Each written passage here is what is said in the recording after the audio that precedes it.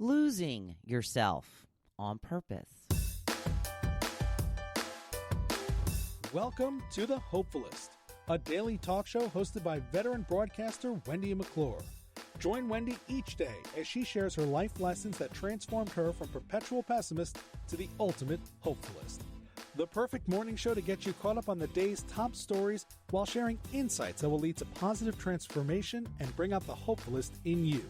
For more inspiration, visit hopefulist.com.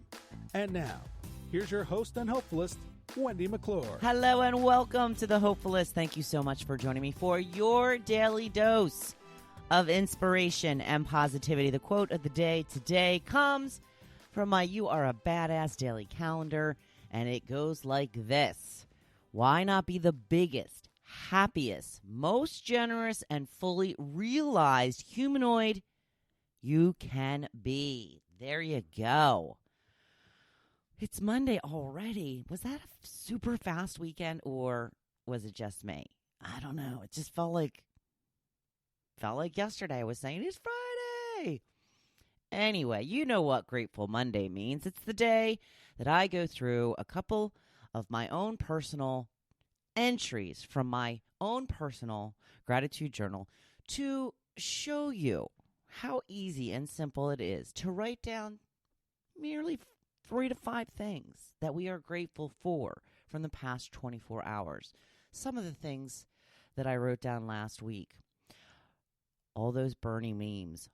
Holy crap, were they funny. Oh my gosh. And they're still coming. They're slowing down a little bit, but boy, just exactly what we needed. A little bipartisan fun, right? Didn't matter which side of the aisle you were on. They were funny. So funny. Got up and watched the sunrise a couple of times last week. Very excited about that. Me and my man went and had some brunch out yesterday. Felt so good to be out. And we decided to give Tucker one of her Christmas toys. You know, she got so many toys for Christmas that we've been waiting. Usually now at this point when she destroys one, we'll throw that away and we'll replace it with a new one. You know, and depending on the toy, sometimes she destroys them immediately. Sometimes it takes a couple weeks. Sometimes it takes a couple of months. In fact, she has one toy that she's had since last Christmas. It's this little green Christmas wreath. And, you know, it's just weird. There's certain toys that she just doesn't destroy. I mean, she's tried. There's a little hole here and there. But my rule is she can have it until the stuffing comes out. I don't mind if she nibbles a little here and there. Usually that, you know, goes right through the system. Not a big deal. But I don't think she should be eating fluff. So that's typically when we will throw it in the garbage. So she got a new airplane toy, and she's already well on her way to eating away the wings. Just a couple of things that were brightening up my world this past week. When you start to notice them more, you start to notice more. Goes hand in hand. So I did want to tell you a quick story. I had this great idea that I wanted to wear a necklace yesterday. I am not a huge necklace wearer. Now, I just started wearing necklaces a couple of years ago. And I have a couple now, a couple of nice necklaces. And I keep them, I have this little sign on my dresser, and I put them on the corner of the sign. And I have about 4 necklaces. And the one that I wanted was in the back. So I very stupidly grabbed all 4 necklaces at the same time to take them off the little ledge. And yes, they immediately all got tangled. Any guesses as to how long it took me to untangle those 4 necklaces? Any guesses? And I worked on it straight until I got them apart. 2.5 hours. Yes, it took me 2.5 hours. That's one of the reasons I decided to go to brunch. I said to my husband, I said, you know, all of this because I wanted to wear a necklace sitting at home. It's not really the reason I went to brunch, but it didn't hurt, right? Didn't hurt. Oh my gosh, what a nightmare that was. You know what's really good? And I didn't whip this out until towards the end. I had gotten 2 of the 4 untangled, and I thought that it would be pretty easy just to get the last 2 untangled. Oh no, those knots are so much tighter. So much tighter. I got a safety pin and started loosening the knot with that. Helped tremendously. If you're ever in this position, get that safety pin out right away. It is so helpful in a situation like that. So I'm running a little behind today. Full disclosure, Tucker had me up in the middle of the night. She was doing the pacing around the bed. And I kept trying to go back to sleep, and she kept pacing around the bed. So finally I gave in, got up, took her out, and then I couldn't get back to sleep. So I slept in a little bit, and I'm running a little behind, and I had not prepared my blog post for the day. So I decided that I'm going to read an excerpt from one of my favorite books, Untamed by Glennon Doyle. And I just have to start with this. I follow Glennon Doyle on Instagram, and she's pretty entertaining. So yesterday, she had put up a post. Is anybody else's partner yelling at the football men on television? And if so, how can we help them? I'm not going to get into football. I'm very disappointed with the teams. Well, I had wanted Green Bay to win. I agree. Tom Brady, amazing athlete. I don't know, though. 10 Super Bowls, you know? And not only that, but for the first time ever, one of the teams in the Super Bowl is going to play in their home stadium. It just seems so unfair to the rest of us. It just seems so unfair. I give Brady his due. He's amazing. He's kept himself in incredible shape. But he's kind of a baby, too. Kind of a baby. I see him yelling at his players all the time. And then I saw him overthrow one of his players yesterday, and they put the camera on him, and he went, oops. And a little smile on his face. He doesn't say that to his players when they make a mistake. He doesn't say, oops. He's in their face screaming at them. Anyway, I said I wasn't going to get into it, and I lied. But I have to say that since Tampa Bay won, I kind of was rooting for the Bills just because, again, a little bit of sour grapes. I didn't want Andy Reid to get 2 Super Bowls in a row. But with Tom Brady and the Bucs being in the Super Bowl, I think that they probably are more prepared to beat them. And that is what I will love to watch. Let's see Brady beat in his home stadium. Oh, yeah, I said it. So, let's get to this excerpt that I wanted to read, titled, Let It Burn. When we let ourselves feel, our inner self transforms. When we act upon our knowing and imagination, our outer worlds transform. Living from the worlds within us will change our outer worlds. Here's the rub. Destruction is essential to construction. If we want to build the new, we must be willing to let the old burn. We must be committed to holding on to nothing but the truth. We must decide that if the truth inside us can burn a belief, a family structure, a business, a religion, an industry, it should have become ashes yesterday. If we feel, know, and imagine our lives, families, and worlds become truer versions of themselves, eventually. But at first, it's very scary.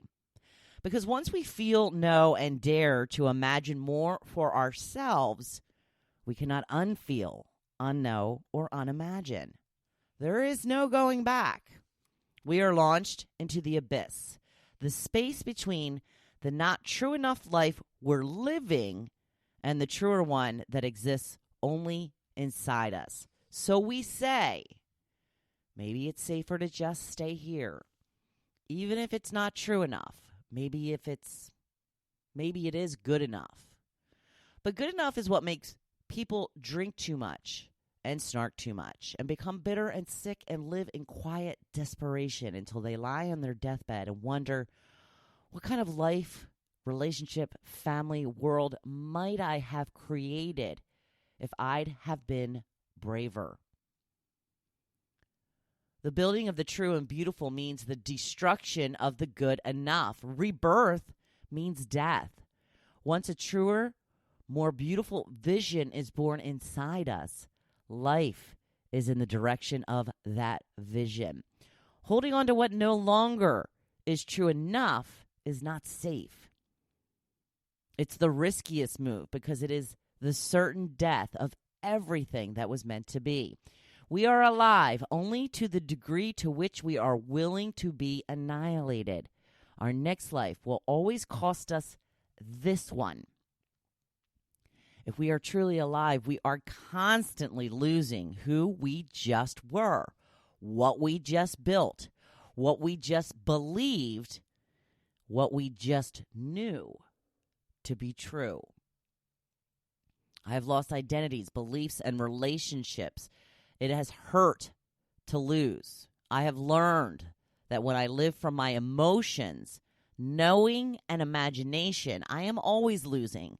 What I lose is always what is no longer true enough so that I can take full hold of what is. For a long while, I contorted myself to live according to a set of old memos I'd been issued about how to become a successful woman and build a strong family, career, and faith. I thought those memos were universal. So I abandoned myself to honor them without ever unearthing and examining them. When I finally pulled them out of my subconscious and looked hard at them, I learned that these memos had never been truth at all. Just my particular culture's arbitrary expectations. Hustling to comply with my memos, I was flying on autopilot, routed to a destination I never chose. So I took back the wheel. I quit abandoning myself to honor those memos. Instead, I abandoned the memos and began honoring myself. I began to live as a woman who never got the world's memos. Listen up. Listen up to this. I burned the memo that defined selflessness as the pinnacle of womanhood. But first, I forgave myself for believing that lie for so long. I had abandoned myself out of love. They'd convinced me the best way for a woman to love her partner, family, and community was to lose herself in service to them. In my desire to be of service, I did myself and the world a great disservice. I've seen what happens out in the world and inside our relationships when women stay numb, obedient, quiet, and small. Selfless women make for an efficient society, but not a beautiful, true, or just one. When women lose themselves, the world loses its way. We do not need more selfless women. What we need right now is more women who have detoxed themselves so completely from the world's expectations that they are full of nothing but themselves. What we need are women who are full of themselves. A woman who is full of herself knows and trusts herself enough to say and do what must be done. She lets the rest burn. How'd you like that? I love it. I love this book. If you've not read Untamed yet, I really highly recommend it. And it's written in one of those ways where you don't have to start at the beginning and go straight through to the end. You can pick and choose. If you're reading something and you decide that's not for you, that particular issue or what she's talking about isn't something that you can relate to, just skip to the next section. See if that part's for you, because I guarantee you will find many things that resonate with you in this book. It is a good one. Again, as always, when it comes to your self-help books or your personal growth books, I always recommend buy the hard copy, not necessarily hardback, but buy a physical copy of the book. Get those little Post-it flags. Get yourself a pen to highlight and to mark out the most important points that resonate with you, and then take the time to go back and read them as a reminder